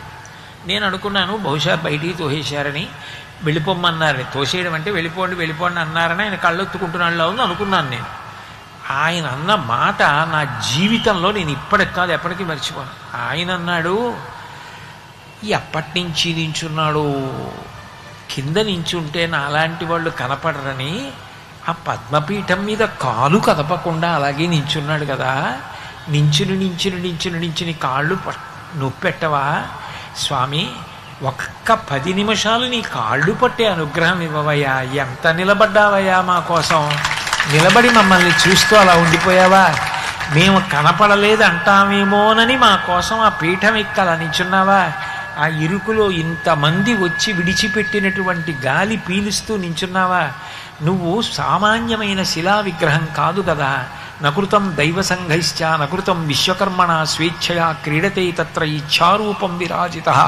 వెంకటేశ్వరుడంటే విగ్రహం కాదు, సాక్షాత్ శ్రీమన్నారాయణుడే కలియుగంలో అలా నిలబడ్డాడని వ్యాసుల వారు చెప్తున్నారు.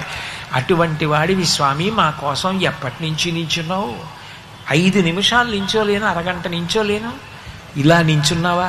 నీ కాళ్ళు పట్టద్దా? నేను ఒక్కసారి అవకాశం ఇవ్వవా అని బాధ వచ్చేసిందే, ఏడుపు వచ్చేసింది అన్నాడు ఆయన. నాకు నిజంగా ఆయన కాళ్ళ మీద పడి నమస్కారం చేయాలనిపించింది. నా బోటిగాడు ఇప్పుడు వెళ్ళినా 5 నిమిషాలు ఉండనివ్వలేదంటాడు, ఈయన అలా అన్నాడు. ఎంత సంస్కారవంతుడు రా, ఎంత భక్తి రాయింది అనిపించింది. ఎంత కష్టపడుతున్నాడు భగవానుడు. మనం సమాజం కోసం ఏం చేస్తున్నాం అన్నది ఆలోచించుకొని దీపం ఉండగా ఇల్లు చక్కపెట్టుకో. దీపం ఉండగా ఇల్లు చక్కపెట్టుకో అంటే ప్రాణం పోయిన తర్వాత ఏడ్చినా ఇక ఆ శరీరంతో నువ్వు చేయగలిగింది లేదు. లోపల ఊపిరి తిరుగాడుతున్నంతసేపే నువ్వు ఏమైనా చెయ్యగలిగితే చెయ్యాలి. నువ్వు చేసి మనుష్య శరీరంతో వచ్చినందుకు సార్థక్యం పొందు. ఏమీ చేత కాకపోతే నోరు ఉంది కదా అని అనవసరపు మాటలు మాట్లాడకుండా భగవంతుడి నామం పలుకు చాలు. నరసింహశతక కర్త అంటాడు, అంత్యకాలమునందు ఆయాసమున నిన్ను తలపనో తలతినిపుడే నరసింహ నరసింహ నరసింహ లక్ష్మీశ ధనవంతకోటి భానుతేజ గోవింద గోవింద గోవింద సర్వేశ పన్నగాధిపశాయి పద్మనాభ మధువైరి మధువైరి మధువైరి లోకేశ నీలమేఘ శరీర నిగమ వినుత ఈ విధంబుగ నీ నామమిష్టముగను భజన చేయుచునుందున భవమందు భూషణ వికాస శ్రీధర్మపుర నివాస దుష్ట సంహార నరసింహ దురిత దూర అంటాడు. ఏదో ఒక ఉపకారం చెయ్యి. అసలు యజ్ఞానికి యాగానికి మూలస్తంభం గోవు. గోవు లేకపోతే, నెయ్యి లేకపోతే, పాలు లేకపోతే, గోవు తొక్కిన మట్టి లేకపోతే యజ్ఞం ఎలా చేస్తారు? యజ్ఞం చేయకపోతే దేవతలకు హవిస్సు ఎలా?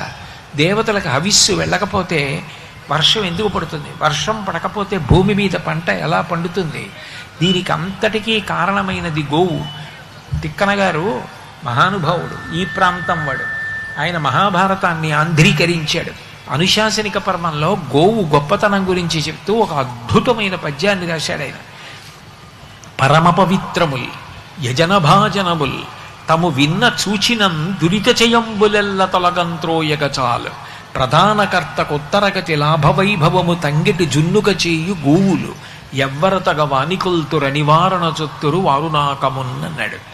లోకంలో 84 లక్షల జీవరాశులలో ఎంత గొప్పవాడు కానివ్వండి, మలమూత్రములు మాత్రము దుర్గంధ భూయిష్టములు, దూషితములు. కానీ ఒక్క గోవు యొక్క మూత్రము, గోవు యొక్క పేడ, ఈ రెండు పరమ పూజనీయములు, లక్ష్మీస్థానములు. ఒక వ్యక్తి తన సొంత ఇంట్లో ఒక గదిలోంచి ఒక గదిలోకి ఎలా పెడతాడో, గోసేవ చేసిన వాడు అంత తేలికగా ఇక్కడి నుంచి స్వర్గలోకానికి వెళ్ళిపోతాడు. నేను చెప్పట్లేదు, తిక్కన గారు చెప్పారు ఆ పద్యంలో. అంత గొప్పది గోవు. గోవు ఉన్నంత కాలమే యజ్ఞయాగాదులు జరుగుతాయి. కాబట్టి గోవుని రక్షించుకో అని చెప్పడానికి కార్తీక మాసంలో 2 తిథులు గోపూజకి కేటాయించారు. గోపాష్టమి, గోవత్స ద్వాదశి. నిజానికి కార్తీక మాసం చాలా చాలా గొప్ప మాసం.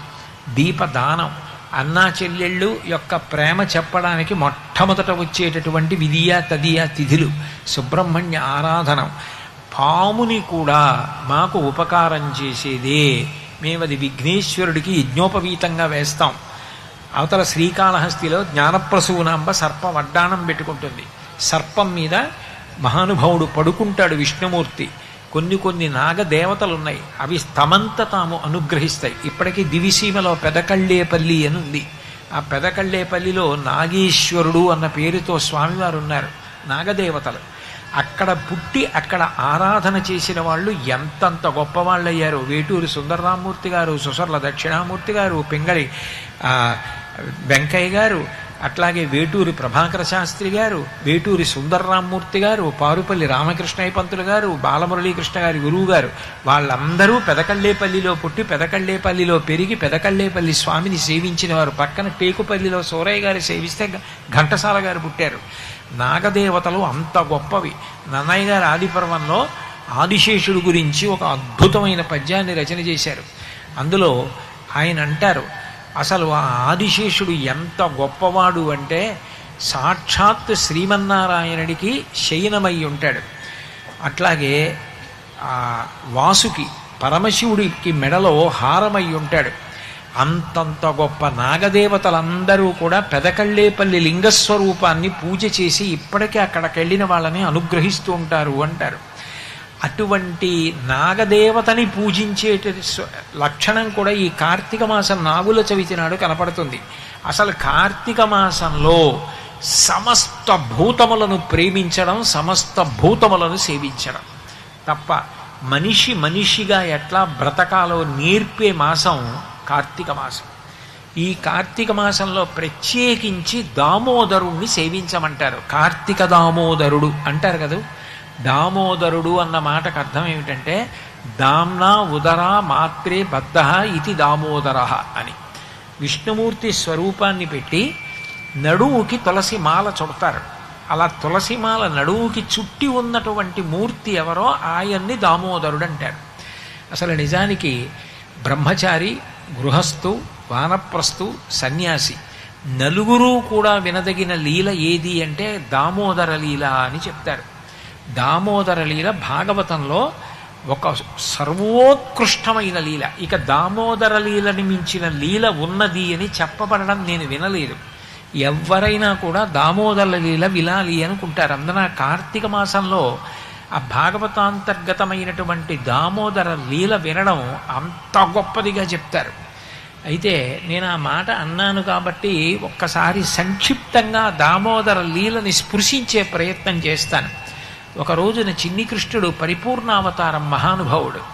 ఆయన ఒక గొప్ప లీల చెయ్యాలి, నేను ఈ లీలని స్మరించినంత మాత్రం చేత, ఈ లీల విన్నా, ఈ లీల చదువుకున్నా, కోట్ల జన్మల నుంచి పట్టుకున్న కర్మపాశములు తెగిపోవడానికి నేను పాశము చేత కట్టబడతాను.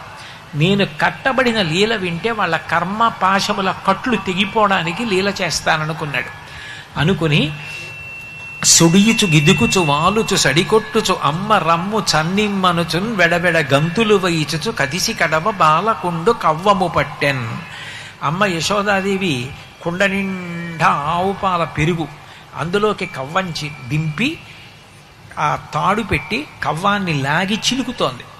ఎక్కడి నుంచో ఆడుకుంటున్నవాడు ఈ లీల చెయ్యాలనుకున్నాడు కదా, ఏమీ తెలియని వాళ్ళ గబగబగబగబా పరిగెత్తుకుంటూ వచ్చి అమ్మ మెడ గట్టిగా పట్టేసుకుని, అమ్మ అమ్మ నాకు ఆకలేసేస్తోంది, నేను పిల్లలతో ఆడుకోవాలి, వాళ్ళందరూ ఎదురు చూస్తున్నారు, నాకు తొందరగా పాలిచ్చే అని అల్లరి చేశాడు. లేక లేక లేక లేక పుట్టిన పిల్లాడేమో ఆ అల్లరి ఏమిటో, ఆ ఆదేశించడం ఏమిటో చూసి తల్లి నవ్వుకుంది. పాపం ఆకలేస్తోంది ఇలా ఉందనుకుని ఆ చల్ల చేస్తున్నది తాడు వదిలేసి ఆ కవ్వం కుండా పడిపోకుండా ఓరగిల చేర్చి ఆ పిల్లాడిని ఒళ్ళో పడుకోబెట్టుకుని పాలిస్తోంది. కృష్ణ పరమాత్మ లీల చెయ్యాలనుకున్నారు కదా, ఆయన ఆదేశాన్ని ఎవరు కాదనగలరు. అవతల పొయ్యి మీద కుండలో పాలు పెట్టింది యశోద, అవి పొంగుతున్నాయి. ఆవిడ అయ్యో పాలు పొంగిపోతున్నాయని ఈ పిల్లవాడు పాలు తాగుతున్నవాడిని కింద దింపేసింది. కడుపారంత చనుబాలు త్రావనిసుతున్ కంజాక్షి పీఠమ్ముపై నిడి పొంగారెడు పాలు దించటకునయ్యే గంగ తద్బాలుండిక్కుడు కోపంబున వాడిరాతి దదముత్కుంభంబు పోగొట్టి తెంపడరన్ వెన్నతిని మిథ్యాసంకుల భాష్పుడై. ఆ చిన్ని కృష్ణుడు అక్కడ అమ్మ తనకి పాలిస్తున్నది కింద దింపేసి పొయ్యి మీద పాలు పొంగిపోతున్నాయని వెళ్ళిపోయిందని కోపం వచ్చి ముక్కు పుటాలు ఎగరేసేసి ఎర్రగా అయిపోయి చిన్ని కృష్ణుడు నల్లటి వాడు పట్టుదట్టి కట్టుకుని కొప్పేసుకుని దానికి ముత్యాలసరాలు కట్టుకుని చేతిలో వేణువు పట్టుకుని, అమ్మా అమ్మ నేను ఆడుకోవాలి, నాకు ఆకలేస్తోంది, పాలిమ్మంటే సగం పాలిచ్చి పాలు దింపుకోవడానికి వెళ్ళిపోతావా, నేనంత నీకు తక్కువైపోయానా, పొయ్యి మీద పాలు ఎక్కువైపోయాయా అని కోపం వచ్చేసి అక్కడ ఉన్న ఓ రాయి, అంటే కుండ కదిలిపోకుండా రాళ్ళు పెడతారు, ఆ రాయి ఒకటి తీసుకుని అమ్మ చల్ల చేస్తున్న కొండకేసి కొట్టాడు. కొండ పగిలిపోయి వెన్న ముద్దలతో పాటు ఆ మజ్జిగ అంతా ఒలికిపోయింది. మజ్జిగ ఒలికిపోతే తుడుచుకోవడం మరీ కష్టం. తెలియని ఇంటి ఆయన తీసుకొచ్చి గబగబా దాన్ని తుడిచేసే ప్రయత్నం చేస్తే కాళ్ళు జారి పడిపోతారు. దాని మీద బియ్య పిండో ఏదో వేసి ఒత్తుకోవాలి తప్ప, లేకపోతే మజ్జిగ ఒలికిపోతే చిక్కటి మజ్జిగ తుడవడం చాలా కష్టం. తర్వాత తడి తిరిగితే కాలు జారిపోతుంది. అది చూసి పాపం యశోద రోజు రోజుకి అల్లరి ఎక్కువైపోతోంది, ఇంత అల్లరి చేస్తున్నాడు, నేను ఇలా వెళ్ళి పాలు దింపొచ్చే లోపల కుండ పగల కొట్టేశాడు అని చూసింది. ఎక్కడున్నాడని ఎక్కడా కనపడలేదు. చుట్టుపక్కల గోపకాంతలందరూ చోరలీల చేస్తున్నాడు, వెన్న తినేస్తున్నాడు. ఓయమ్మ నీ కుమారుడు మా ఇండ్లను పాలు పెరుగు మననీడమ్మ పోయదమెక్కడికైనను మాయన్నుల సొరభులాన మంజులవాణి అని వచ్చి చెప్తున్నారు. ఇవాళ ఈ కృష్ణుణ్ణి ఎలాగైనా పట్టుకుంటాను, కట్టేస్తాను, కొట్టేస్తాననుకుంది.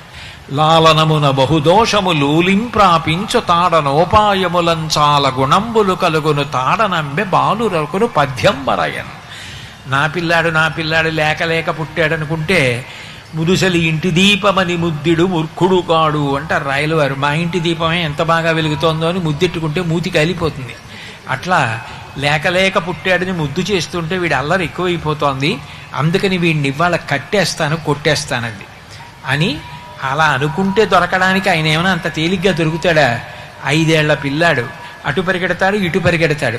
పాపం ఆ యశోద పట్టుకోవద్దు, అందుకని ఆవిడేదో పెద్ద యుద్ధానికి వెళ్ళే వాళ్ళు ఎలా తయారవుతారో అలా చీర తీసి పైకి దోపుకుని ఆ పైట కొంగు చుట్టూ తిప్పుకుని దోపుకుని ఆ జడ కొప్పు గట్టిగా వేసుకుని అందులో పూలమాల లోపలికి నొక్కి ఆ పైన ఉన్న హారాలన్నీ రవికలోకి వేసుకుని కృష్ణుడిని పట్టుకోవడానికి చూసింది.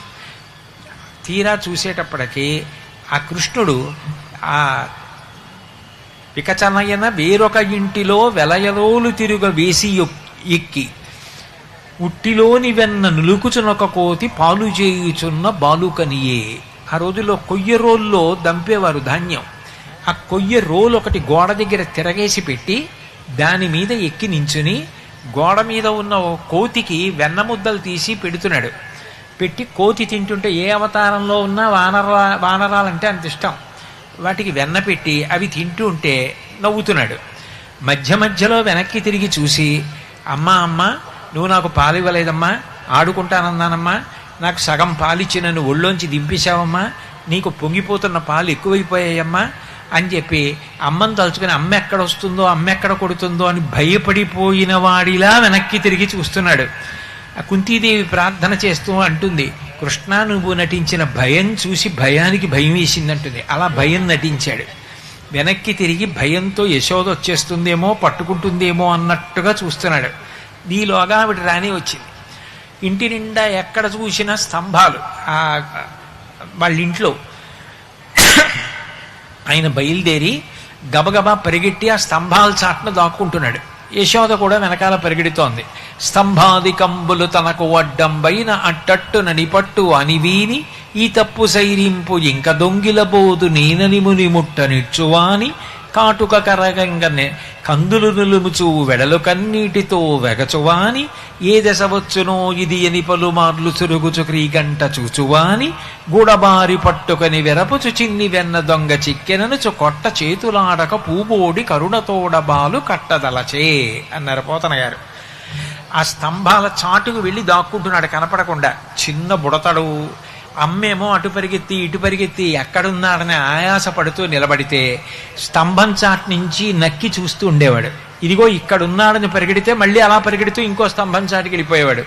మధ్య మధ్యలో దూరంగా నించుని అమ్మ ఇటొస్తే అటెడుతూ అటొస్తే ఇటెడుతూ ఆ కాటిక ఇలా ఇలా నలిపేసుకుంటూ దొంగ ఏడుపు ఏడుస్తుంటే దేవతలు అప్సరోగణం కూడా ఆకాశంలో నిలబడి అయ్య బాబోయ్ అంత గొప్ప లీల చేస్తున్నాడని చూశారట.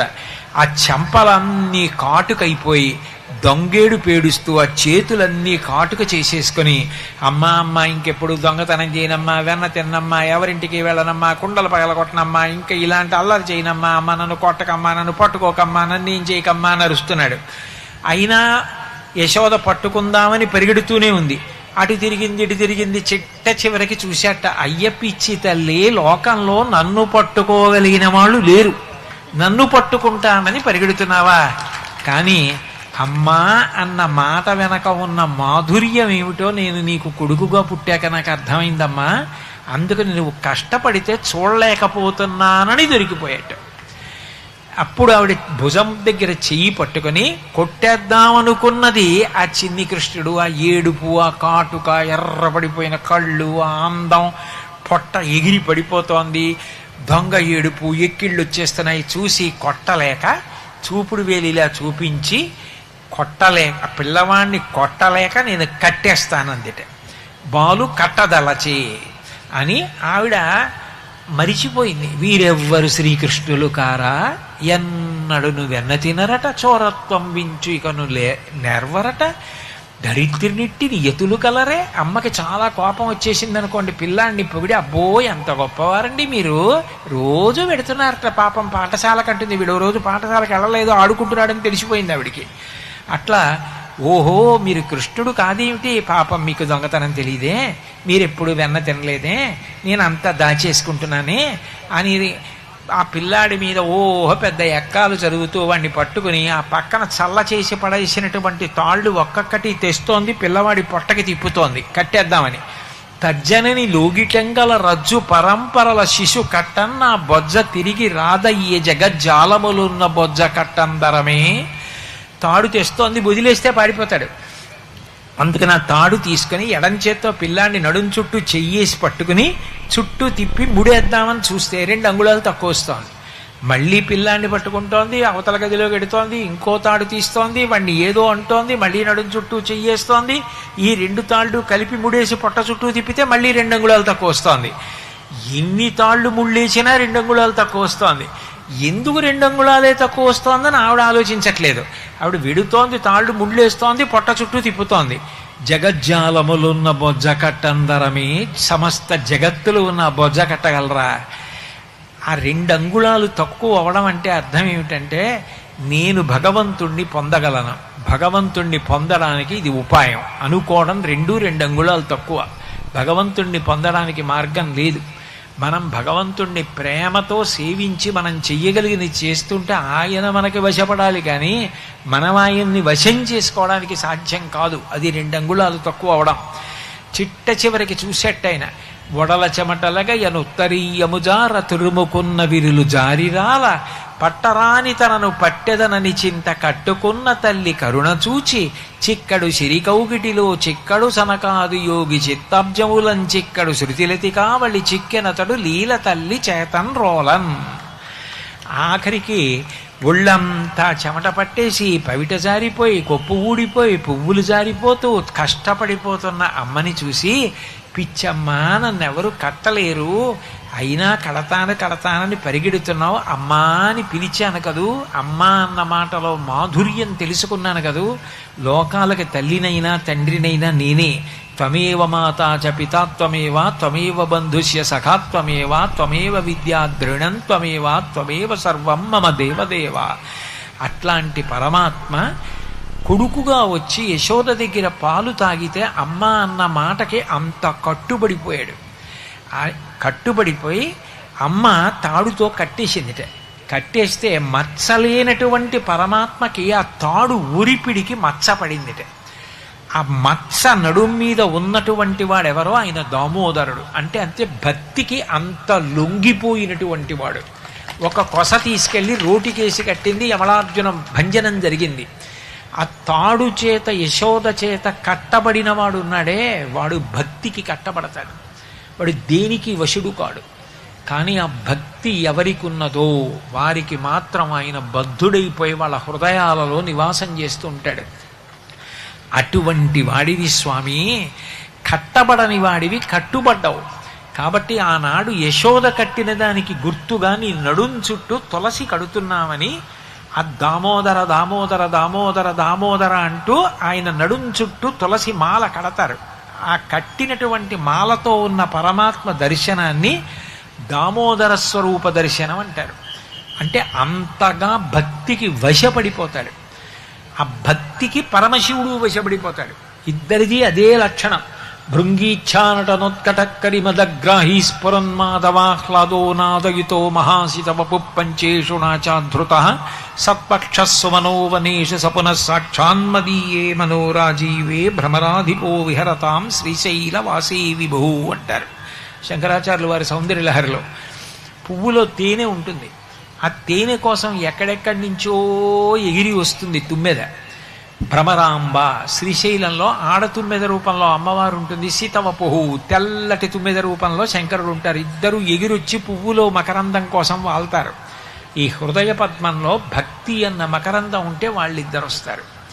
భక్తికి కట్టబడ్డవాడు విష్ణువు, భక్తికి కట్టబడ్డవాడు శివుడు. ఇది చెప్పడానికి త్రయంబకమావాహయామి దామోదరమావాహయామి. శివకేశవుల మధ్య భేదం లేదు సుమా, ఉన్నది ఒక్కటే స్వరూపం. అలా కనపడుతుంది, రెండుగా కనపడుతూ ఉంటుంది, మూడుగా కనపడుతుంది. 3 మూర్తులకు 3 లోకములకు 3 కాలములకు మూలమగుచు భేదమగుచు తుది కభేదమయ్యొప్పారు బ్రహ్మమనగ నీవే పాలనయన అంటారు. అటువంటి జ్యోతిస్వరూపమైనటువంటి పరమేశ్వరుడు ఎవరైతే ఉన్నాడో ఆయనని మేము శివుడు కేశవుడు అన్న భేదం లేకుండా ఆరాధన చేస్తున్నాం. దీపానికి ఎన్ని ఒత్తులు వేయండి, అన్ని దీపాలే. ఎన్ని రూపాలతో భగవంతుడు కనపడనివ్వండి, అన్ని దీపాలే.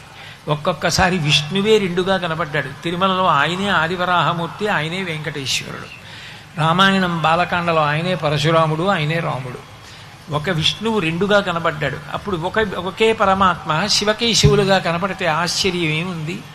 2గా కనపడిన వాడివి నువ్వు ఒక్కడివి. ఒక్క విషయాన్ని చెప్పిన ప్రసంగాన్ని ముగిస్తాను. భాగవతాన్ని పోతన గారు ఆంధ్రీకరిస్తున్నారు. ఆంధ్రీకరిస్తూ కృష్ణలీలలు రాస్తున్నారు. చిన్ని కృష్ణుడు అమ్మ పచ్చటి పట్టుదట్టి కట్టింది, కొప్పు వేసింది, దానికి ముత్యాల సరాలు చుట్టింది, మెళ్ళో ఒక పెద్ద బంగారు హారం వేసింది, దానికి నీల పతకం వేసింది. దానికి కాంతి కొడుతోంది. మట్టిలో ఆడుకుంటున్నాడు కృష్ణుడు. దాన్ని వ్రాస్తున్నారు పోతన గారు. ఆయనకి అకస్మాత్తుగా బాలకృష్ణుల్లో శివుడు కనబడ్డాడు. అది ఆయనే వ్రాశారు పద్యంలో. తనువునంటిన ధరణీపరాగంబు పూసిన దిరిభూతి పూతగాగా ముందర వెలుగొందు ముక్తాలలామంబు తొగల సంగడిదాని తురకగాగా పాలభాగంబుపై పరగునా విరిబొట్టు కాముని కాల్చిన కన్నుగాగా కంఠమాలికలోని ఘననీలరత్నంబు కమనీయమగు మెడ కప్పుగాగా హారవల్లులొరగ హారవల్లులు కాగా బాలలీల ప్రౌఢ బాలకుండు శివుని పగిది నొప్పి శివునకును తనకును వేరులేమి తెలియ వెలయునట్లు. ఆ చిన్ని కృష్ణుడు కొప్పు వేసుకుని ముత్యాల సరాలు చుట్టుకుంటే కొప్పు వేసుకున్నటువంటి చంద్రరేఖతో ఉన్న పరమశివుడిలా కనపడ్డాడు. మెడలో వేసుకున్న హారాలు సర్పభూషణాల్లా కనపడ్డాయి. నీల పతకం యొక్క కాంతి కంఠం మీద కొడుతుంటే నీలకంఠుళ్లా కనపడ్డాడు. కృష్ణుడికి అమ్మ పెట్టిన ఆవిరి బొట్టు పరమశివుడి యొక్క 3వ కన్నులా కనపడింది. ఓయిపోతనా, శివుడు కృష్ణుడు అని ఇద్దరు లేరోయ్, ఉన్నది ఒక్కడే అని నాకు బాలకృష్ణుడు చెబుతున్నాడా అన్నట్టుగా నాకు బాలకృష్ణుడిలో శివదర్శనం అయిందని పోతన గారు రాసుకున్నారు. ఇక్కడే తిక్కన గారు భారతాన్ని ఆంధ్రీకరిస్తూ విరాట పర్వంలో శ్రీయన గౌరినాబరగు చల్వగు చిత్తము పల్లవింప భద్రాగితమూర్తయై హరిహరంబగు రూపము దాల్చి విష్ణురూపాయ నమశివాయ అని పల్కెడు భక్తజనంబుల వైదికధ్యాయతకిచ్చమిచ్చు పరతత్వము కొల్చెద నిష్టసిద్ధికిన్నని రాశారు. శ్రీయన గౌరినాబరగు. మీరు లక్ష్మీ అష్టోత్తరం చదివితే నవదుర్గాం మహాకాళీం బ్రహ్మ విష్ణు శివాత్మికాం అని కనబడుతుంది. మీరు దుర్గాష్టోత్తరం పార్వతీ అష్టోత్తరం చూస్తే శ్రీ నమః అని కనబడుతుంది. భేదం ఎక్కడుంది? ఒక్కతే పరబ్రహ్మస్వరూపం అన్ని రూపాలుగా వెలుగుతోంది. ఒక ప్రమిదలో ఇప్పుడు మేము అక్కడ అందరం కలిసి అన్ని ఒత్తులు వెలిగించాం, అన్ని దీపాలే. అది మనకి భగవంతుని యొక్క అన్ని మూర్తులుగా వెలుగుతున్నది ఒక్క పరమాత్మ అన్న సత్యాన్ని చెప్తుంది దీపం. అంత గొప్ప దీపం.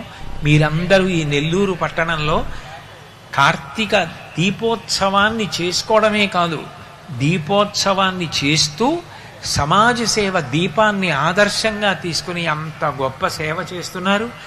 ప్రభాకర్ రెడ్డి గారు చేస్తున్నారు, మీ అందరూ చేస్తున్నారు. నాబోటిగాడు ఏదో 4 మాటలు మాట్లాడడమే కానీ చేస్తున్న సేవ లేదు. కానీ భగవంతుడు నాకు ఇచ్చిన గొప్ప అదృష్టం ఏమిటంటే, ఒరే వాళ్ళని చూసి నేర్చుకోరా, మాట్లాడడం ఒక్కటే కాదురా, అలా బ్రతకడం కూడా నేర్చుకొని చెప్పడానికేమో నన్ను ఇక్కడికి పంపించి మీలాంటి పుణ్యాత్ములు సేవాతత్పరులైన వారందరి మధ్య కూర్చుని ప్రదోష వేళలో దీపాలు వెలిగించి అటు శివలింగాన్ని ఇటు పాండురంగాన్ని దర్శించి 4 మాటలు చెప్పుకుని ఆ మాటలు పువ్వులుగా స్వీకరించినందుకు పరమేశ్వరుడికి నా నమస్కారాలు తెలియచేస్తూ, ప్రభాకర్ రెడ్డి గారి దంపతులకి మీ అందరికీ నా హృదయపూర్వక కృతజ్ఞతలు ఆవిష్కరిస్తూ, 9 అయిపోయింది కాబట్టి ఇంకింతకన్నా మాట్లాడడం మర్యాద కాదు కాబట్టి పూర్తి చేస్తున్నాను. మంగళాశాసనపరై మదాచార్య పురోగమై సర్వైశ్చ పూర్వైరాచార్యై సత్కృతాయాస్తు మంగళం. మంగళం కౌసలేంద్రాయ మహనీయ గుణాత్మనే చక్రవర్తి తనూజాయ సర్వభౌమాయ మంగళం. ఉమాకాంతాయ కాంతాయ కామితార్థప్రదాయినే శ్రీగిరీశాయ దేవాయ మలినాథాయ మంగళం. సర్వం శ్రీ ఉమామహేశ్వర పరబ్రహ్మార్పణమస్తు. స్వస్తి.